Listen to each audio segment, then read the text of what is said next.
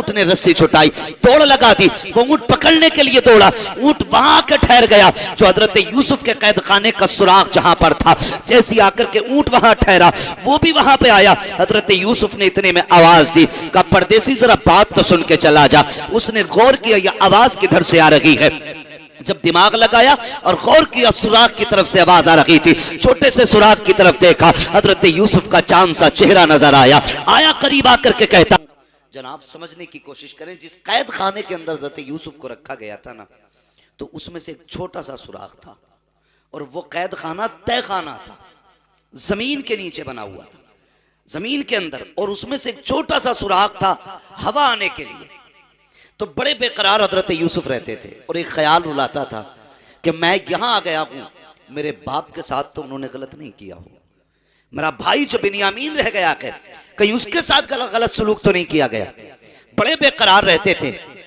जब काफी दिन हो गए कैद में रहते रहते, तो वो जिससे सुराग से हवा आती थी ना, उस सुराग पर आंखें जमा के बैठ गए, शायद कोई हो जो मेरे किनान से आने वाला हो, कोई तो हो जो मेरे शहर से आने वाला होगा। अगर वो आएगा तो उससे अपना हाल दिल कहूंगा, उससे पूछूंगा कि मेरे शहर के लोगों का हाल कैसा है। ये बाप की मोहब्बत थी हजरत यूसुफ के दिल में, जो इंतजार कर रहे थे किसी से बाप की खबर मिल जाए। इत्तेफाक देखिए, किनान शहर का रहने वाला एक ताजिर जब उस इलाके में पहुंचा, उस ऊंट से जब वो उतरा और ऊंट को वो बांधना चाहता था, ऊंट ने रस्सी छुटाई, दौड़ लगा दी, वो ऊँट पकड़ने के लिए दौड़ा, ऊँट वहां आकर ठहर गया जो हजरत यूसुफ के कैद खाने का सुराग जहां पर था। जैसी आकर के ऊँट वहां ठहरा, वो भी वहां पे आया। हजरत यूसुफ ने इतने में आवाज दी, कहा परदेसी जरा बात तो सुन के चला जा। उसने गौर किया ये आवाज किधर से आ रही है। जब दिमाग लगाया और गौर किया, सुराग की तरफ से आवाज आ रही थी। छोटे से सुराग की तरफ देखा, हजरत यूसुफ का चांद सा चेहरा नजर आया। करीब आकर के कहता है, जनाब क्या बात है। कहा तुम कहाँ के रहने वाले हो। कहा मैं परदेसी हूँ। किस लिए आए हो। कहा मैं मुसाफिर हूँ, तिजारत के लिए आया हूँ। कहा कहाँ के रहने वाले हो। कहा मैं किनान का रहने वाला हूँ। इतना सुनना था, बाप की मोहब्बतें शफकतें हजरत यूसुफ को याद आ जाती हैं, बेकरार हो जाते हैं, लेकिन सब्र का बंधन नहीं छोड़ा। आपने सब्र का दामन नहीं छोड़ा, सब्र के बंधन नहीं टूटे। आपने कहा था बता तो सही तेरे शहर में मुअज़्ज़ज़ शख्सियत कौन है। आने वाले ने कहा था मेरे शहर की सबसे मुअज़्ज़ज़ शख्सियत को याकूब कहा जाता है। कहा जानते हो याकूब कौन है। कहा तू बता कौन है याकूब। कहा वो याकूब वो है जब किसी की दुआ कबूल नहीं होती है तब लोग याकूब के दरवाजे पे जाया करते हैं। जब किसी की हसरत पूरी नहीं होती है तो लोग याकूब के दरवाजे पे जाया करते हैं। इतना सुनना था, हजरत यूसुफ की आंख में आंसू आ जाते हैं। कहते हैं बताओ तो सही कैसे हैं वो। कहा ठीक है लेकिन आंखों की रोशनी जा चुकी है। इतना सुनना था, चीख निकली हजरत यूसुफ की। आने वाले ने पूछा था कोई रिश्ता है आपका उससे। कहा ये न पूछ, बता तो सही तू किनान कल किस दिन वापस जाएगा। कहा मुझे 3 दिन लगेंगे। कहा जब जाए ना तो उससे जाकर के कह देना कि एक कैदी से मिला था, उसने दुआ कराई है कि मुझे आजादी की दुआ कर दी जाए। मेरे हक में ये दुआ कर दे, अल्लाह मुझे इस कैद से निजात अता फरमा दे। अल्लाह अकबर। जैसे कि इतना कहा है वो मुसाफिर पलट आया। जब किनान वापस आया 3 दिन तक सोता रहा। मैं तुम्हें बताना चाहता हूँ बाप बेटों का रिश्ता कैसा होता है, इसे समझने की कोशिश करना। 3 दिन तक सोता, ख्याल नहीं आया, भूल गया। 3 दिन के बाद हजरत यूसुफ की जियारत हुई। कहने लगे यार मेरी खबर नहीं पहुंचाई, मेरा पैगाम तूने नहीं पहुंचाया। इतना सुनना था, उठा, दौड़ लगाई, हजरत याकूब के दरवाजे पे गया। जैसी दरवाजे पे जाकर के आवाज दी है, हजरत याकूब निकल करके आए हैं। का कौन आया है। का परदेश गया हुआ था, मुझे एक कैदी मिला था, उसने दुआ के लिए कहा है। अल्लाह अकबर। जैसे इतना कहा है हजरत याकूब कहते हैं बता तूने तो चेहरा देखा होगा, उसका चेहरा कैसा था कि उसके चेहरे से चांद से ज्यादा तेज रोशन किरणें निकल रही थी। जब वो बात करता था तो लहजे से खुशबू फूट रही थी। मैंने उसकी निगाहों को देखा है, उसकी जात पे मिटने को जी चाहता था। हजरत याकूब की आंख में आंसू आ जाते हैं। कहते अब कुछ और ना बता, मैं समझ गया हूँ वो कैदी कोई और नहीं है बल्कि मेरा यूसुफ ही कैदी होगा, मेरा यूसुफ ही होगा। उसके बाद मुअर्रिखीन ने लिखा है हजरत याकूब का दामन फैल जाता है,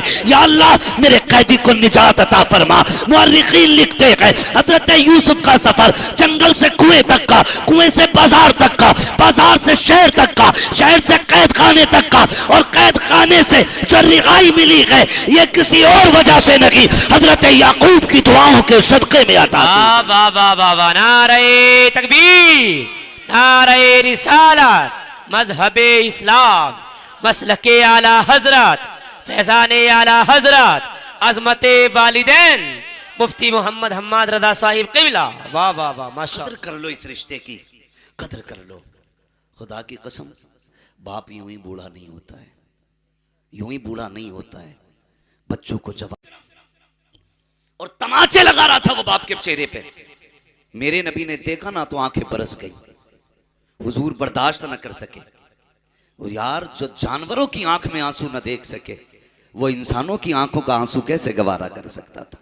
हुजूर आ गए और कलाई पकड़ ली, फरमाया क्यों मार रहा है इसको।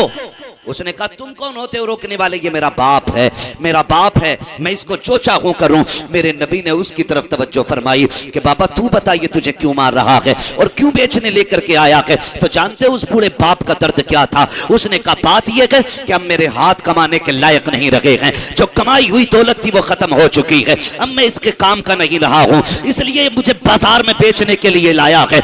मेरे नबी ने उसके सीने पे हाथ मारा, फरमाया इसे बेच के क्या करेगा, तुझे दौलत मिल जाएगी। सुन अगर अमीर बनना चाहता है इसे घर लेके चला जा, इसकी खिदमत कर ले, ये जितनी सांसें जीता रहेगा खुदा की रहमत हर हर सांस के बदले में तेरे घर में लेने वाला भी वही है। नहीं रहा हो तो याद दिला दूं, जब तुम परदेश से आते थे माँ बुखार में होती थी, लेकिन माँ को पता था मेरे बेटे को क्या पसंद है। मदरसे की छुट्टी हुई, बेटा घर आता था, माँ दौड़ के कहती थी जल्दी करो मेरा लाल आ रहा है, मेरे बेटे को बिरयानी पसंद है, मेरे बेटे को कौरमा पसंद है। माँ बुखार की शिद्दत में बनाने बैठ जाती थी। अगर बेटा कलाई पकड़ के कहता था अम्मा लगता है तुझे बुखार आ गया है, वो कहती थी नहीं पगले ये तो आग की हरारत से गर्मी आ गई है, मेरी तबीयत बिल्कुल ठीक है। माँ बाप का एहसान माना करो यार। अगर घर के अंदर एक सेब होता है, औलाद नजर डाल दे, हाथ फैला दे अम्मी ये चाहिए, माँ उठा के दे देती है। और अगर एक चीज हो, दो बेटे हो या दो बच्चे हो, माँ दादा बांट दे। और कोई बच्चा ये कहे अम्मा तू क्यों नहीं खाती है, तो माँ कितना प्यारा झूठ बोलती है, सीधी बात कहती है अरे पगले मुझे सेब अच्छा नहीं लगता है, मेरा दिल भरा हुआ है।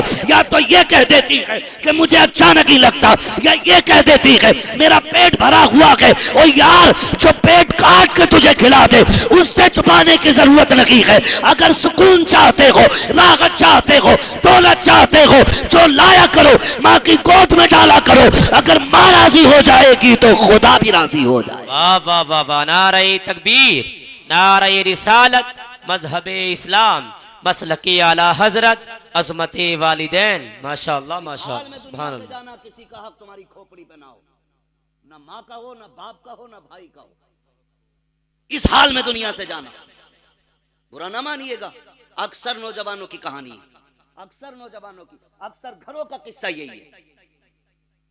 बुढ़ापे में बूढ़ा बाप कहता है बेटे दो चपाती ताजी मिल जाती तो हम पेट भर के खा लेते, तो उस बूढ़े बाप को 8-8 दिन रोटी नहीं दी जाती। बहुएं ताने देती हैं तुमने जवानी में बड़ी रोटी खाई है गरम जो अब खाओगे। खुदा की कसम जब ये जवान था तो लोहे के चने चबा जाता था, अब इसके दांत नहीं रहे, अब इससे ठंडी रोटी नहीं कटती। ये तुमसे इसलिए एक रोटी का ताजी का सवाल करता है। और तुमने क्या दिया ताने, तुमने क्या दिया बदले में गालियां। बेटों की जिम्मेदारी बनती है उस वक्त तक खाना ना खाया करें जब तक माँ बाप के खाने के बारे में खबर ना ले लिया करें।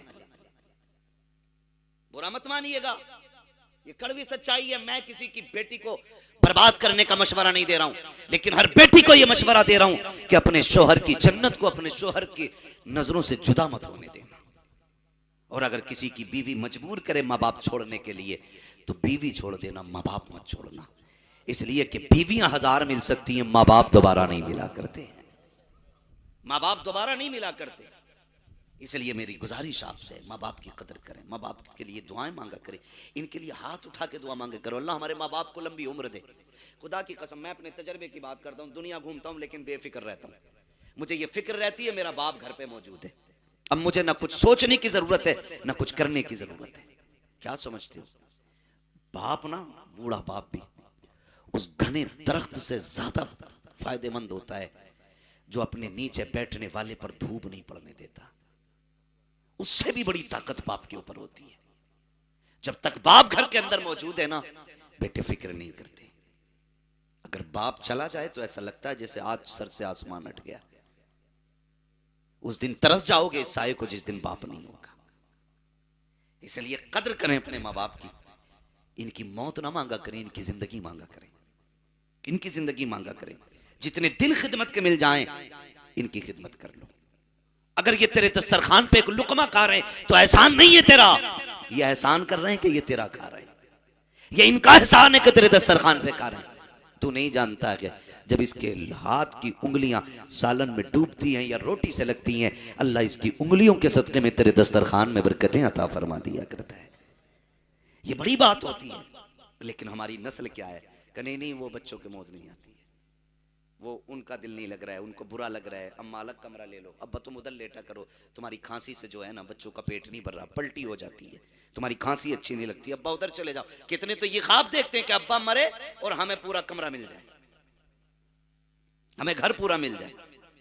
याद रखना तुझे घर तो मिल जाएगा, लेकिन बाप के बाद ये घर की रौनकें खत्म हो जाएंगी। ये मेरी बात याद रखना। घर के बाद, माँ बाप के बाद घर की रौनकें खत्म हो जाती हैं। खाली जमीन के चक्कर में मत रहना, खाली कमरे के चक्कर में मत रहना। बाप है तो छप्पर में भी गुजारे हो जाते हैं, और बाप ना हो तो दुनिया भी छोटी लगती है।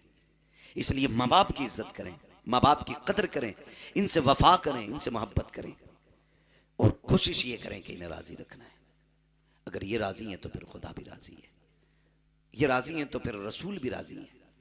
हमारी कोशिश ये रहनी चाहिए। मरने के बाद तो दुनिया कहती है मेरे अब्बा की ज़रा शान बयान कर दो, अम्मा की ज़रा अजमत बयान कर दो, आज मुझे अम्मा की याद आ रही है, आज मुझे अब्बा की याद आ रही है। कभी ज़िंदगी में भी पूछ लिया करो कि मैं बाप की खिदमत कैसे करूं, बाप को राज़ी कैसे करूं, बाप की खुशियां कैसे हासिल करूं। कभी ये भी सोच लिया करो। और मैं तो नौजवानों को ये कहता हूं कि बाप के साथ फ्रेंडली रहा करो, दोस्त की तरह रहा करो। उन्हें आज वक्त की जरूरत है। कभी बैठ के पूछा करो अब्बा बताओ ना जवानी कैसी गुजरी, बताओ ना जिंदगी में कोई बड़ा काम तुमने कौन सा किया था, बताओ जो आज तक तुम्हें याद है। कभी पूछा करो। सिर्फ 10 मिनट दे दिया करो माँ बाप, ज्यादा नहीं, 10 मिनट। खुदा की कसम कोई जूस बाप को वो ताकत नहीं दे सकता, कोई दवा, कोई कैप्सूल, कोई बोतल बाप को वो एनर्जी नहीं दे सकती जो बेटे की 10 मिनट की मुलाकात बाप को ताकत दे सकती है। महफिल पाक में तशरीफ फरमा मोहतरम बुजुर्गों, नौजवान साथियों, अजीज बच्चों, इस्लामी रिश्ते के इफ़्फ़त में आप पर्दनशीन माँ और बहनों, जुमला सामईन व सामियात, अस्सलामु अलैकुम व रहमतुल्लाहि व बरकातुहू। अल्हम्दुलिल्लाहि रब्बिल आलमीन वल आक़िबतु लिल मुत्तक़ीन वस्सलातु वस्सलामु अला रसूलिहिल करीम, अम्मा बअद। फ़अऊज़ु बिल्लाहि मिनश शैतानिर रजीम, बिस्मिल्लाहिर रहमानिर रहीम। वक़ज़ा रब्बुका अल्ला तअबुदू इल्ला इय्याहु व बिल वालिदैनि इहसाना। आमन्तु बिल्लाहि सदक़ल्लाहु मौलानल अज़ीम व सदक़ रसूलुहुन नबियुल उम्मियुल मुतीउल मुबीनुल मुईनुल करीम व नहनु अला ज़ालिका लमिनश शाहिदीन व शाकिरीन वल्हम्दुलिल्लाहि रब्बिल आलमीन। या खुदा बहरे जनाब मुस्तफ़ा इमदाद कुन, या रसूल अल्लाह अज़ बहरे खुदा इमदाद कुन, या शहीद करबला, या दाफ़िए करबो बला, कुल रुखा शहज़ादे गुरगो क़बा इमदाद कुन। गौसे आज़म बमने बेसरो सामा मददे, क़िबले दी मददे, काबे ईमा मददे, बगिरदाबे बला उफ्ताद कश्ती, मदद कुन मदद कुन मदद कुन, या मुईनुद्दीन चिश्ती क़ादरी यमनारे, या गौसे आज़म मीज़नम दमज़ शेख अहमद रज़ा ख़ां क़ुत्ब आलम मीज़नम, बलग़ल उला बिकमालिही कशफ़त दुजा बिजमालिही, हसूनत जमीउ ख़िसालिही, सल्लु अलैहि व आलिही। करूँ तेरे नाम पे जाँ फ़िदा, न बस एक जाँ दो जहाँ फ़िदा, दो जहाँ से भी नहीं जी भरा, करूँ क्या करोड़ों जहाँ नहीं।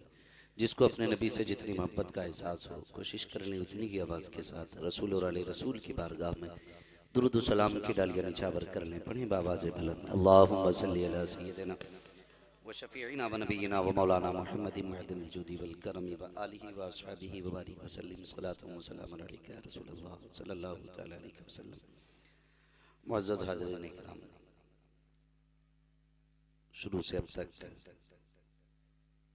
महफिल का सिलसिला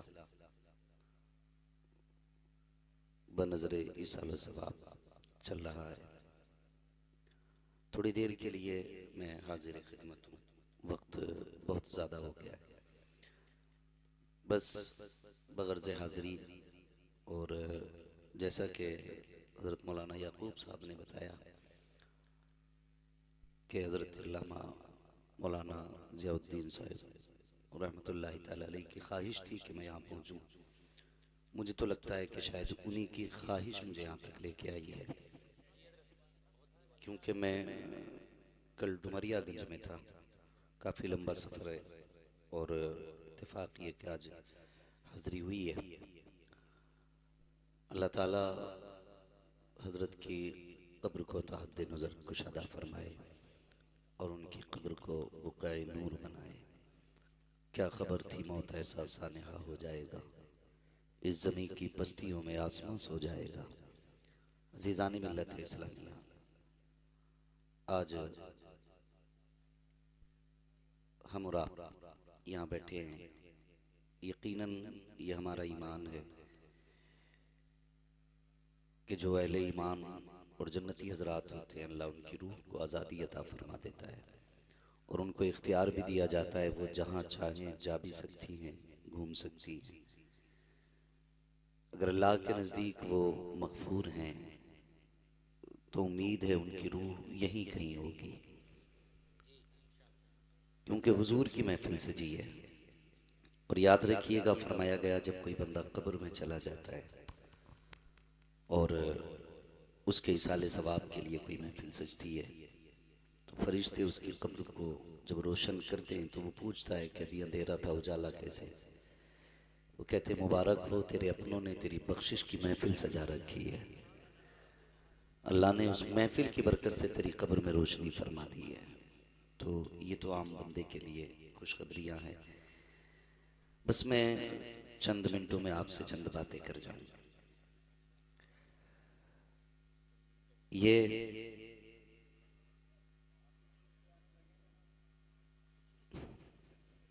अल्लाह आपको सलामत रखे। अल्लाह से दुआएं मांगा करो कि खुदा न करे किसी औलाद के सर से माँ बाप का साया उठे, हालांकि मौत बरहक है।